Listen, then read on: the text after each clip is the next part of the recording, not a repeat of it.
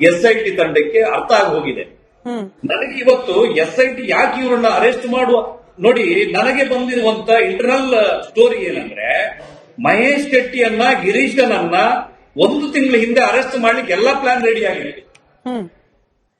ಇನ್ನು ಏನು 1-2 ಗಂಟೆಯಲ್ಲಿ ಇವನು ಇಂತಲ್ಲಿ ಇದ್ದಾನೆ, ಇವನು ಅರೆಸ್ಟ್ ಆಗ್ತಾನೆ ಅಂತ ಹೇಳಿ ಸಹ ಇನ್ಫಾರ್ಮೇಶನ್ ಇತ್ತು. ಇವ್ರು ಓಡೋಗಿದ್ರು ಕೂಡ ಆ ಸಂದರ್ಭದಲ್ಲಿ ಇವರನ್ನ ರಕ್ಷಣೆ ಮಾಡಿದವ್ರು ಯಾರು? ನಾನು ಪ್ರಿಯಾಂಕಾ ಖರ್ಗೆನೋ BK ಹರಿಪ್ರಸಾದ್ ಅಂತ ನಾನು ಹೆಸರು ಹೇಳಲ್ಲ, ಯಾರು ಅನ್ನೋ ದೊಡ್ಡ ಪ್ರಶ್ನೆ ಇಲ್ಲಿ. ಈಗ ಏನಾಗಿದೆ, ಇಲ್ಲಿ ರಾಜ್ಯ ಸರ್ಕಾರವು, ಗೃಹ ಸಚಿವರು, ನಾನು ಯಾರ ವಿರುದ್ಧವೂ ನನ್ನ ದೂರಿಲ್ಲ. ಪ್ರಿಯಾಂಕಾ ಖರ್ಗೆ ಅವರು ಅವ್ರನ್ನ ರಕ್ಷಣೆ ಮಾಡಿದ್ರು, ಅಥವಾ BK ಹರಿಪ್ರಸಾದ್ ರಕ್ಷಣೆ ಮಾಡಿದ್ರು, ಅಲ್ಲಿಂದ ಯಾವುದೋ ಇನ್ನೊಂದು ಪೊಲಿಟಿಷಿಯನ್ ಯಾರತ್ರ ಏನು ಒತ್ತಡ ಹಾಕ್ಸಿದ್ರು, ಇವ್ರು ಯಾರ ಫಾರ್ಮ್ ಹೌಸ್ಗೆ ಹೋಗಿ ಮಾತಾಡಿದ್ರು, ಎಲೆಕ್ಷನ್ ಸಮಯದಲ್ಲಿ ನಾವು ಸಹಕಾರ ಕೊಡ್ತೀವಿ ಅಂತ ಹೇಳಿ ಏನ್ ಹೇಳಿದ್ರು, ಇನ್ನೊಂದು ಅಭ್ಯರ್ಥಿಯನ್ನು ಹಾಕ್ತೀವಿ ಅಂತ ಹೇಳಿದ್ರು ಅಂತ ಹೇಳಿ ನಾನೇನು ಆರೋಪ ಮಾಡೋದಿಲ್ಲ. ಇಂಥದ್ದೇನಾದ್ರೂ ನಡೀತಾ ಅಂತ ನಾನು ಕೇಳೋದು. ಅಧಿಕಾರಿಗಳ ವಿರುದ್ಧ, ಸರ್ಕಾರದ ವಿರುದ್ಧ ನಮ್ಮ ಯಾವುದೇ ದೂರುಗಳಿಲ್ಲ. ನಾನು ಈಗಾದ್ರೂ ಹೇಳೋದು, ಮಾಲಗತ್ತಿ ಅವರಿಗೆ ಗೊತ್ತಿರಬಹುದು, ಈಗ ಕೋರ್ಟಿಗೆ ಏನು 3000 ಚಿಲ್ಲರೆ 3923 ಪೇಜಿನ ಒಂದು ಬಹಳ ದೊಡ್ಡ ಒಂದು ಏನು ಮಧ್ಯಂತರ ವರದಿಯನ್ನು ಕೊಟ್ಟಿದ್ದಾರಲ್ಲ, ಕೋರ್ಟ್ ನನ್ನ ಅನಿಸಿಕೆಯ ಪ್ರಕಾರ SITಗೆ ಇದಕ್ಕೆ ಪುನಃ ಒಂದು ಪರ್ಮಿಷನ್ ಕೊಡುತ್ತೆ, ನೀವು ಮುಂದಿನ ತನಿಖೆಯನ್ನ ಮಾಡಿ ಅವ್ರನ್ನ ಬಂಧನಗೊಳಪಡಿಸಿ ಅಂತೇಳಿ. ಹಿಂಗ್ ಕೊಟ್ರೆ ನಮ್ಗೊಂದು ನೆಮ್ಮದಿ. ಇವರು ಅರೆಸ್ಟ್ ಆಗದೆ ನೋಡಿ ಮೇಡಮ್, ನಂದು ಅಲ್ಲಿ ತಾಯಂದ್ರು ಕೂತಿದ್ದಾರೆ ನೋಡಿ. ಇವತ್ತು ಮಹಿಳಾ ಪರ ಹೋರಾಟಗಾರರಿದ್ದಾರೆ, ಹ್ಯೂಮನ್ ರೈಟ್ಸ್ ಅಂತೇಳಿ ಹೋರಾಟ ಮಾಡುವವರಿದ್ದಾರೆ, ದಲಿತ ಪರವಾದಂತ ಹೋರಾಟ ಮಾಡುವವರಿದ್ದಾರೆ. ಯಾರು ಚಿನ್ನಯ್ಯ? ಯಾರು ಚಿನ್ನಯ್ಯ? ಯಾವ ಸಮುದಾಯದಿಂದ ಬಂದ್ರು? ಅಲ್ಲಿ ಕೂತಿರುವಂತ ತಾಯಂದ್ರು ಯಾರು? ಸ್ತ್ರೀ ಅಲ್ವೇ? ಅವರ ಸಂಕಟ, ಅವರ ಕಣ್ಣೀರಿಗೆ ಬೆಲೆ ಇಲ್ವಾ? ಚಿನ್ನಯ್ಯನನ್ನ ಇವರು ಕಾಲ್ ತೋಳಿಲಿಕ್ಕೆ, ಇವ್ರು ಬ್ರಷ್ ತಂದು ಕೊಡ್ಲಿಕ್ಕೆ, ಇವ್ರು ಬೆನ್ನುಚ್ಚಲಿಕ್ಕೆ ಇವ್ರು ಕರ್ಕೊಂಡು ಹೋಗಿರುವುದ? ಒಬ್ಬ ಹಿಂದುಳಿದ ವರ್ಗದ ಒಬ್ಬ ಅಮಾಯಕನನ್ನ, ಅವರಿಗೆ ಆಮಿಷವನ್ನ ಒಡ್ಡಿ ಇವ್ರಿಗೆ ಬೇಕಾದಾಗ ಬಳಸಿಕೊಂಡು ಒಂದು ಕಡೆ ಧರ್ಮಸ್ಥಳದ ಶ್ರದ್ಧಾ ಕೇಂದ್ರದ ಮೇಲೆ ಇವರು ದಾಳಿಯನ್ನ ಮಾಡ್ತಾ ಆತನನ್ನ ಜೈಲಿಗೆ ಹಾಕಿಸಿ ಅವನ ಕುಟುಂಬವನ್ನು ಇವತ್ತು ಬೀದಿ ಪಾಲು ಮಾಡಿದಾರಲ್ಲ, ಯಾವ ದಲಿತ ಸಂಘಟನೆ ಇವತ್ತು ಹೋರಾಟ ಮಾಡ್ತಾ ಇದೆ? ಯಾವ ಮಹಿಳಾ ಪರ ಸಂಘಟನೆ, ಯಾವ ಚೌಧರಿ ಮೇಡಮ್ ಅವರು ಇದ್ರ ಬಗ್ಗೆ ಮಾತಾಡ್ತಾರೆ? ಆ ಹೆಣ್ಣಿನ, ಆ ತಾಯಂದ್ರ ಕಣ್ಣೀರಿಗೆ ಬೆಲೆ ಇಲ್ವಾ? ಹಾಗಿದ್ರೆ ಚಿನ್ನಯ್ಯ ಸಮುದಾಯ ದಲಿತ ಸಮುದಾಯದವನಲ್ವಾ? ಇಲ್ಲ, ಆಕ್ಚುಲಿ ಈ ಇಬ್ಬರನ್ನ ಕೂಡ, ರತ್ನ ಅವ್ರನ್ನ ಹಾಗೆ ಮಲ್ಲಿಕಾ ಅವ್ರನ್ನ ಕಳೆದ ವಾರ ನಾವು ಸಂದರ್ಶನ ಮಾಡಿದಾಗ ಕೆಲವರ ಆರೋಪ, ಅದರಲ್ಲೂ ಈ ಸೋಕಾಲ್ಡ್ ಬುರ್ಡೆ ಗ್ಯಾಂಗ್ ನ ಪ್ರೇರಿತವಾದ ಸೋಷಿಯಲ್ ಮೀಡಿಯಾಗಳ ಆರೋಪ ಏನಾಗಿತ್ತು ಅಂದ್ರೆ, ಧರ್ಮಸ್ಥಳದವ್ರು ದುಡ್ಡು ಕೊಟ್ಬಿಟ್ಟು ಸ್ಕ್ರಿಪ್ಟ್ ಹೇಳ್ಕೊಟ್ಬಿಟ್ಟು ಕಳಿಸಿದ್ದಾರೆ ರತ್ನ ಅವರಿಗೆ ಹಾಗೆ ಮಲ್ಲಿಕಾ ಅವ್ರಿಗೆ. ನೀವು ಟಿವಿ ಚಾನೆಲ್ ಹೋಗ್ಬಿಟ್ಟು ಹಿಂಗೆ ಮಾತನಾಡಿ ಅಂತ ಹೇಳಿ ಧರ್ಮಸ್ಥಳದವರೇ ಹೇಳ್ಕೊಟ್ಟಿದ್ದಾರೆ ಅಂತ ಹೇಳಿ. ಇವತ್ತು ಮತ್ತೊಮ್ಮೆ ಅವರೇ ಇದ್ದಾರೆ, ಅವ್ರನ್ನೇ ಕೇಳ್ಬಿಡೋಣ. ನೀವು ನಮ್ಮ ಚಾನೆಲ್ ಬರೋಕ್ ಮುಂಚೆ ಧರ್ಮಸ್ಥಳದವ್ರು ಯಾರಾದ್ರೂ ನಿಮ್ಮನ್ನ ಕಾಂಟ್ಯಾಕ್ಟ್ ಮಾಡಿ ಹಿಂಗೆ ರಿಪಬ್ಲಿಕ್ ಕನ್ನಡಕ್ಕೆ ಹೋಗಿ ಹಿಂಗೆ ಮಾತನಾಡಿ, ಧರ್ಮಸ್ಥಳದವ್ರ ವಿರುದ್ಧ ಮಾತಾಡಿ, ಮಟ್ಟಣ್ಣ ವಿರುದ್ಧ ಮಾತನಾಡಿ ಅಂತ ಹೇಳಿ ಯಾರಾದ್ರೂ ಹೇಳ್ಕೊಟ್ಟಿದ್ರು? ಇಲ್ಲಮ್ಮ, ಯಾರು ಇಲ್ಲಮ್ಮ. ದುಡ್ಡು ಕೊಟ್ಬಿಟ್ಟು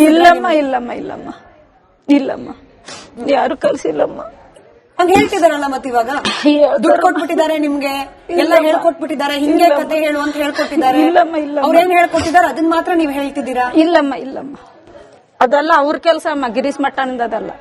ಆ ಕೆಲಸ ಗಿರೀಶ್ ಮಟ್ಟನ ಕರ್ಕೊಂಡೋಗಿ ಹೇಳಿದ್ನಲ್ಲ, ಮನೇಲಿ ಅವ್ರ ಮನೇಲಿ ಕರ್ಕೊಂಡ್ ಹೋಗ್ಬಿಟ್ಟು ನೀನ್ ಹಿಂಗೆ ಹೇಳ್ಬೇಕು, ನೀನ್ ಹಿಂಗೆ ಹೇಳು ವೀರಂದ್ರೆ ಹೇಳಕ್ಕೂ ನಮ್ಗೆ ಮಾತು ಬರ್ತಾ ಇಲ್ಲ. ದೊಡ್ಡ ಸ್ವಾಮಿ ಅವರು ಎಲ್ಲ ಮಾಡಿ ಆಗ್ತಾ ಇರೋದಂತ ಹೇಳು ಅಂತ ಅವ್ರು ಹೇಳ್ಸೋ ಬುದ್ಧಿ ಎಲ್ಲ ಅವ್ರ ಹತ್ರ ಇರೋದಮ್ಮ, ಏನು ಹೇಳ್ಸೋದಲ್ಲ ಅವ್ರ ಹತ್ರ ಇರೋದು. ಮಲ್ಲಿಕಾ ಅವ್ರೆ, ನಿಮಗ್ ಯಾರಾದ್ರೂ ಹೇಳ್ಕೊಟ್ಟಿದ್ರಾ ಹಿಂಗ್ ಹೋಗ್ಬಿಟ್ಟು ಹೇಳಿ, ಧರ್ಮಸ್ಥಳದ ಪರವಾಗಿ ಮಾತಾಡಿ, ಈ ಗ್ಯಾಂಗ್ ನ ಸದಸ್ಯರ ವಿರುದ್ಧ ಮಾತಾಡಿ, ಹಂಗ ಯಾರು ಹೇಳ್ಕೊಟ್ಟು ಕಳಿಸ್ತಿದಾರ ನಿಮಗೆ? ಇಲ್ಲ ಮೇಡಮ್, ಯಾರು ಹೇಳ್ಕೊಟ್ಟಿಲ್ಲ. ನಾವೇ ಬಂದಿರೋದಿಲ್ಲಿ. ನಮ್ಮ ಯಜಮಾನ್ರ ಉಳಿಸ್ಬೇಕಾದ್ರೆ ನಮ್ಗೆ ಯಾರು ಇಲ್ಲ ಮೇಡಮ್. ನಮ್ ಬಡವರೇ, ನಮ್ಮ ಹತ್ರ ದುಡ್ಡು ಕಾಸು ಏನಿಲ್ಲ, ನಮ್ಮ ಹತ್ರ ವಕೀಲ್ ಮಾಡಬೇಕಾದ್ರು ನಮ್ಗೆ ಏನಿಲ್ಲ. ನಮ್ಗೆ ಶೋಭಾ ಮೇಡಮ್ ಅವರು ಹೆಲ್ಪ್ ಮಾಡಿದ್ರು, ನನ್ ಗಂಡನ್ ನೋಡಕ್ ನನ್ಗೆ ಹೆಲ್ಪ್ ಮಾಡಿದ್ರು ಮೇಡಮ್. ಹೇಳ್ಬಿಡಿ, ನಾಳೆ ದಿನ ದುಡ್ಡು ಕೊಟ್ರು ಅಂತ ಹೇಳ್ಬಿಡ್ತಾರೆ ಮೇಡಮ್. ಇಲ್ಲಂದ್ರೆ ನನ್ ಗಂಡನ್ ನೋಡಕ್ ಆಯ್ತಾರನಿಲ್ಲ ಮೇಡಮ್. ಧರ್ಮಸ್ಥಳದವರು ಇನ್ವೆಸ್ಟ್ ಮಾಡಿದ್ದಾರೆ, ಅವ್ರದ್ದು ಪಾಲ್ಗಾರಿಕೆ ಇದೆ ಅಂತ ಹೇಳಿದಂತ ಒಬ್ಬ ಹುಚ್ಚ ಅವನು ಗಿರೀಶ್ ಮಟ್ಟಣ್ಣನವರಿಗಾರಲ್ಲ, ಅವನು ಇಡೀ ಕರಾವಳಿಯ ಒಂದು ನೆಮ್ಮದಿಯನ್ನು ಹಾಳು ಮಾಡಿದಂತ ಅವನಿಗೆ ಯಾವ ಭಾಷೆ ಬಳಕೆ ಮಾಡ್ಬೇಕು ಹೇಳಿ?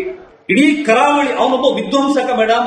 ಈ ನಾಡಿನಲ್ಲಿರುವಂತ ಒಬ್ಬ ನಕ್ಸಲ್ ಮನೋಸ್ಥಿತಿ ಇರುವಂತ ಒಬ್ಬ ಸೈಕೋಪಾತ್.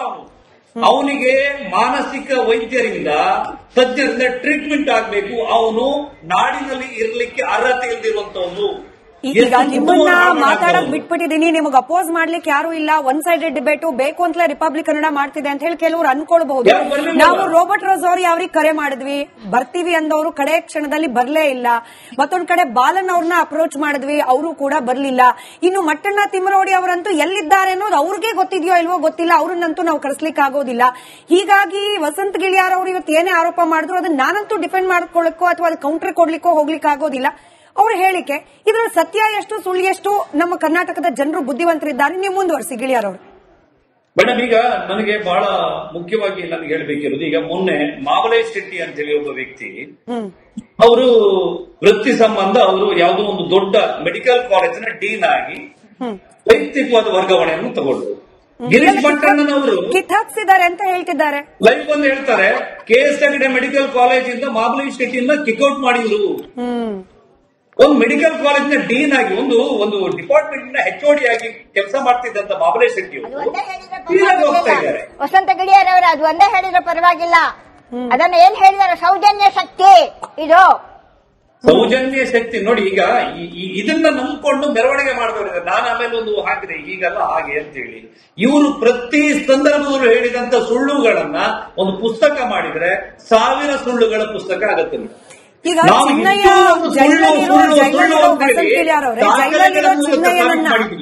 ಜೈಲಲ್ಲಿರೋ ಚಿನ್ನಯ್ಯನನ್ನ ವಕೀಲರೊಬ್ರು ಹೋಗಿ ಭೇಟಿಯಾಗಿ ಬಂದಿದ್ದಾರೆ. ಅದ್ರ ವಿರುದ್ಧ ಚಿನ್ನಯ್ಯ ಹಾಗೆ ಅವ್ರ ಪತ್ನಿ ಮಲ್ಲಿಕಾ ಇಬ್ರು ಸೇರಿ ಕಂಪ್ಲೇಂಟ್ ಕೂಡ ಕೊಟ್ಟಿದ್ದಾರೆ.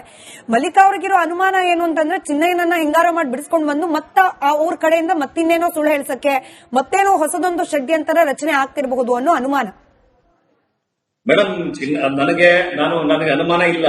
ಚಿನ್ನಯ್ಯ ಏನಾಗಿದೆ, ಚಿನ್ನಯ್ಯ ಈ ಗಿರೀಶ್ ಮಟ್ಟಣ್ಣ ಒಬ್ಬಿಬ್ರನ್ನ ಹಾಳು ಮಾಡಿಲ್ಲ, ಅಲ್ಲೇ ಕೂತಿದಾರೆ ನಿಮ್ ಸ್ಟುಡಿಯೋದಲ್ಲಿ. ಆ ಸುಜಾತ ಮೇಡಮ್ ಎಲ್ಲೋ ಒಂದು ಕಡೆ ಜ್ಯೂಸ್ ಅಂಗಡಿನ ಇನ್ನೊಂದು ಇಟ್ಕೊಂಡು ಮರ್ಯಾದೆಯಲ್ಲಿ ಚೆನ್ನಾಗಿದ್ರು. ಅವ್ರನ್ನ ತಗೊಂಡ್ ಬಂದು ಸುಳ್ಳು ಹೇಳಿ ಅವ್ರದ್ದು ಯಾವ್ದನ್ನೋ ವಿಷಯ ತಗೊಂಡ್ ಬಂದು ಅವನೊಬ್ಬ ಯುನೈಟೆಡ್ ಮೀಡಿಯಾದ ಅಂತ ಹೇಳಿ ಒಬ್ಬ ಹುಡುಗನನ್ನ ಬಕ್ರನ್ನ ಕರ್ಕೊಂಡು ಬಂದು ಅವ್ರನ್ನ ಲಗಡಿ ತೆಗೆದ ನೋಡಿ. ಇವತ್ತು ಸುಜಾತ ಮೇಡಮ್ ಎಲ್ಲೋ ಬೀದಿಯಲ್ಲಿ ಒಂದು ಪೇಟೆಯಲ್ಲಿ ನಡ್ಕೊಂಡು ಹೋದ್ರೆ ಕೈ ತೋರಿಸ್ಕೊಂಡಾಗ ಹೇಳ್ತಾರೆ, ಇವಳು ಸುಳ್ಳು ಹೇಳಿದ್ಲು, ಅನನ್ಯ ಭಟ್ ಅಂತೇಳಿ ಕತೆ ಕಟ್ಟಿದ್ಲು ಅಂತೇಳಿ. ಅವ್ರು ಇಡೀ ಒಂದು ಬದುಕನ್ನೇ ಈ ವಯಸ್ಸಿನಲ್ಲಿ ಅವರು ಒಂದು ಗೌರವದಲ್ಲಿ ಒಂದು ಸಮಾಜದಲ್ಲಿ ಬದುಕದೇ ಇದ್ದಂಗೆ ಮಾಡ್ದ. ಹಾಗಿದ್ರೆ ಎಲ್ಲಿ ಅಡಗಿದೆ ಈ ಸ್ತ್ರೀ ಸಂವೇದನೆ? ಇಲ್ಲಿ ಚಿನ್ನಯ್ಯನ ಇಡೀ ಒಂದು ಕುಟುಂಬದವರು, ಆ ರತ್ನ ಅವರಿದ್ದಾರೆ, ಮಲ್ಲಿಕ ಅವರಿದ್ದಾರೆ ನೋಡಿ. ಬಡವರು ಬಹಳ ಕಷ್ಟಪಟ್ಟು ಅವ್ರ ಬದುಕನ್ನವ್ರು ಕಟ್ಕೊಂಡಿದ್ದಾರೆ. ಅವ್ರಿಗೆ ಹೋಗಿ ಆಮಿಷ ಹಾಕಿ ಇನ್ನೊಂದು ಕತೆ ಹೇಳಿ ಹೀಗ್ ಮಾಡಿ ಅವ್ರ ಇಡೀ ಕುಟುಂಬವನ್ನ ಬೀದಿ ಪಾರು ಮಾಡ್ಬಿಟ್ಟ. ಅವ್ರಿಗೆ ಏನ್ ಶಿಕ್ಷೆ ಕೊಡ್ತದೆ ನಾಳೆ ಚಾರ್ಜ್ ಶೀಟ್ ಅಲ್ಲಿ ಗಿರೀಶ್ ಮಟ್ಟಣ್ಣನ ಹೆಸರು ಬಂತು ಅಂತ ಕಡೆಗೆ ಬಂದಿದೆ. ಬೇಲ್ ತಗೊಂತಾನೆ, ಆರಾಮ್ಸೆ ಅಂತಾನೆ ಹೊರಗಡೆ ತಿರುಗಾಡ್ಕೊಂಡು ಇನ್ನೊಂದು ಲೈವ್ ಮಾಡ್ಬಿಟ್ಟು ಇನ್ನೊಂದು ವಿಡಿಯೋ ಬಿಡ್ತಾ ಇರ್ತಾನೆ. ಏನು ಶಿಕ್ಷೆ ಇಲ್ವಾ? ಆಗಲೇ ಆತನಿಗೆ ಹೊಡಿಬೇಕು ಅಂತ ಹೇಳಿ ಸಾರ್ವಜನಿಕ ವಲಯದಲ್ಲಿ ಭಾವನೆ ಹೇಳುವಂಥದ್ದು. ಇವತ್ತು ನನಗೆ ಕರಾವಳಿಯಲ್ಲಿ ಗಿರೀಶ್ ಮಟ್ಟಣ್ಣನವರು ಯಾರ್ದಾದ್ರೂ ಕೈಗೆ ಸಿಕ್ಕಿದ್ರೆ ಅವನಿಗೆ ಕಲ್ಲು ಹೊಡಿತಾರೆ. ಆ ರೀತಿಯಲ್ಲಿ ಜನರ ಮನಸ್ಥಿತಿ ಇದೆ. ನಾನು ಇವತ್ತು ಪ್ರವೋಕ್ ಮಾಡ್ತಾ ಇಲ್ಲ.